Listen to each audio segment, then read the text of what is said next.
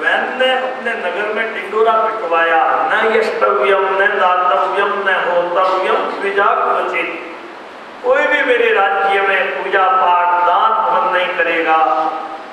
धार्मिक जनता पर उसने प्रतिबंध लगाया।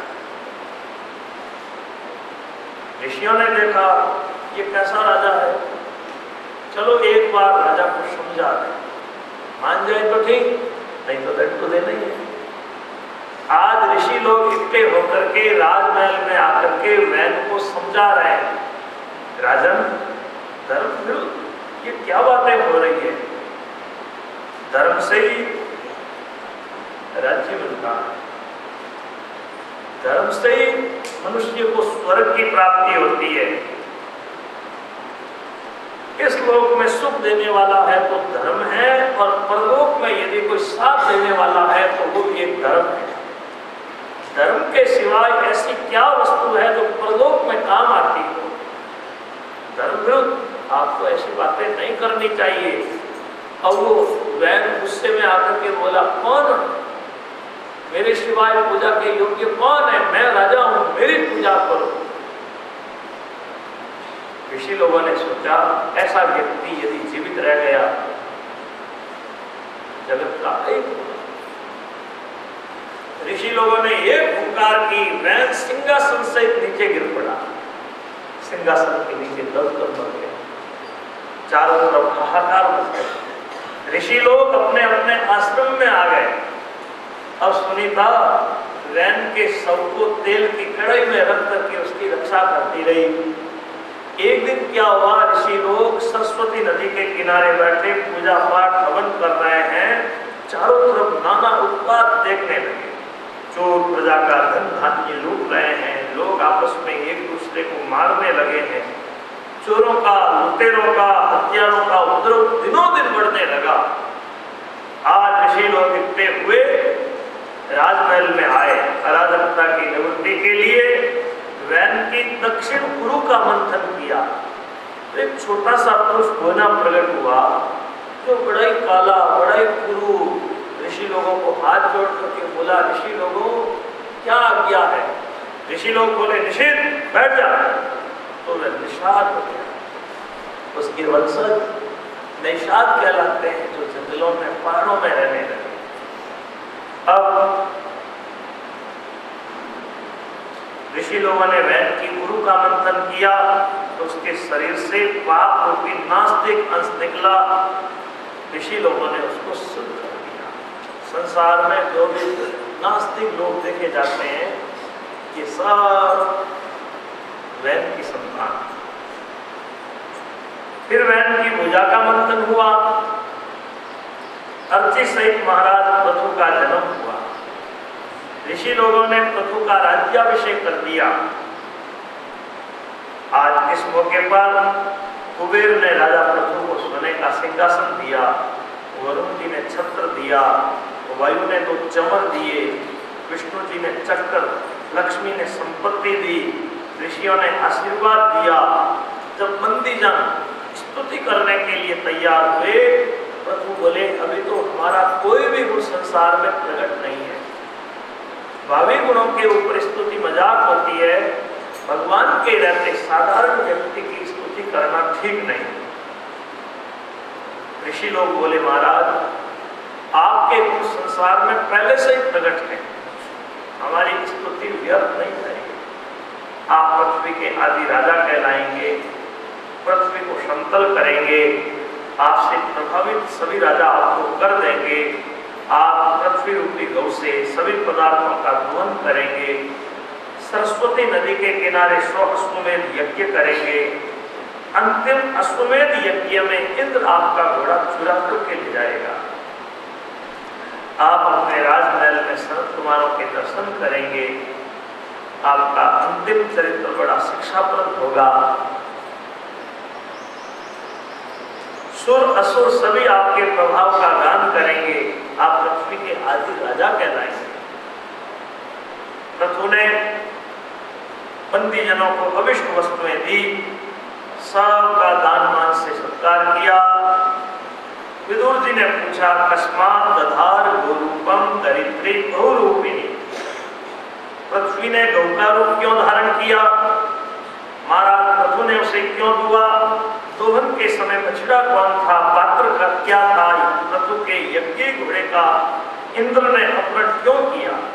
सनत कुमार से ज्ञान की प्राप्ति कर राजऋषि पृथु ने कौन सी गति प्राप्त की? मैत्रेय जी बोले, विदो, जब ऋषियों ने पृथु का राज्याभिषेक किया, उनको प्रजापालक घोषित किया, तब प्रजा पृथु के चरणों में आकर के प्रणाम करती है। महाराज, हम लोग भूख से तड़प रहे हैं, हमारे शरीर सूख रहे हैं, पृथ्वी पर अन्न नहीं है, जब तक हमारे प्राण नहीं निकलते हैं आप हमारे लिए अन्न का प्रबंध करो। प्रजा की वाणी को सुना, पृथु ने सोचा क्या कारण है, पृथ्वी पर अन्न क्यों नहीं है? जब कारण समझ में आया, तब पृथ्वी को लक्ष्य बनाकर धनुष पर बाण चढ़ाया। ये पृथ्वी गौ का रूप धारण करके भागने लगी। महाराज पृथु ने पीछा किया, दौड़ते दौड़ते ये गौ रूपा पृथ्वी थक गई। पृथु से कहने लगी, महाराज, साधारण व्यक्ति भी स्त्री के ऊपर प्रहार नहीं करते, आप जैसे सत्पुरुष यदि स्त्री के ऊपर प्रहार करें ये ठीक नहीं है। देखो, स्त्री के ऊपर हाथ उठाना शास्त्रों में निषिद्ध है। वंशोच्छेदश्च दारिद्र्यम पत्नी संताड़नाद भवे। स्त्री के ऊपर कोई हाथ उठाता है तो उसके वंश का नाश हो जाता है, उसके घर में दरिद्रता आ जाती है। पृथु ने कहा, दरिद्री तो भरपेट भूषा खाती है, दूध नहीं देती, एक प्रजा में भूख से हाहाकार मची है, अब तो तुझे दंड देना ही पड़ेगा, तब तेरा होश ठिकाने आएगा। पृथ्वी बोली, महाराज, आपने मेरा जल से उद्धार किया, आज थोड़े से अन्न के निमित्त आप मुझे मारने के लिए तैयार हैं, अब मैं किसकी शरण जाऊं?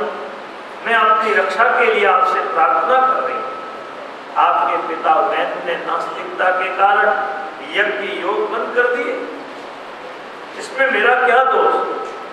जो अन्न बचा था यज्ञों की रक्षा के लिए मैंने उसको निगल लिया, अब आप मेरे लिए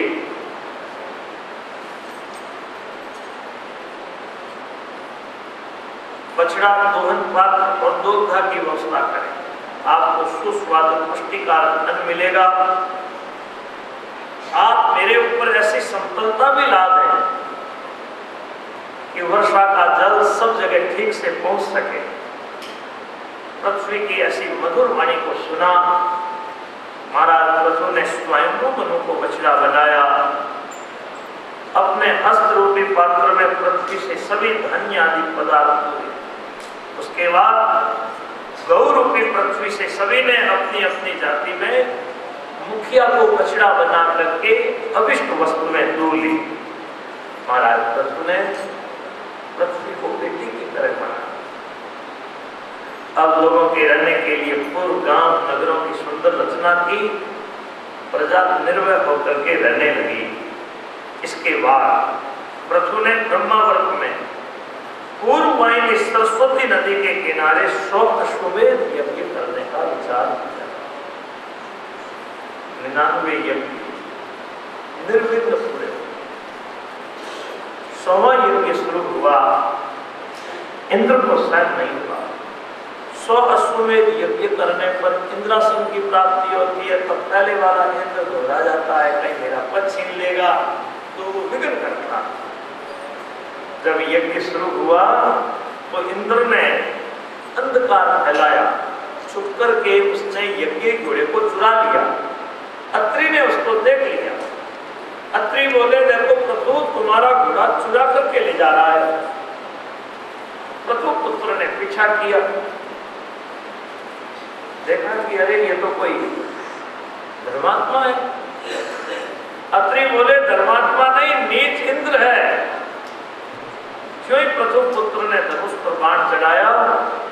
इंद्र ने बनावटी रूप को घोड़े को छोड़ दिया। प्रथुपुत्र घोड़े को लेकर के यज्ञ मंडप में आए।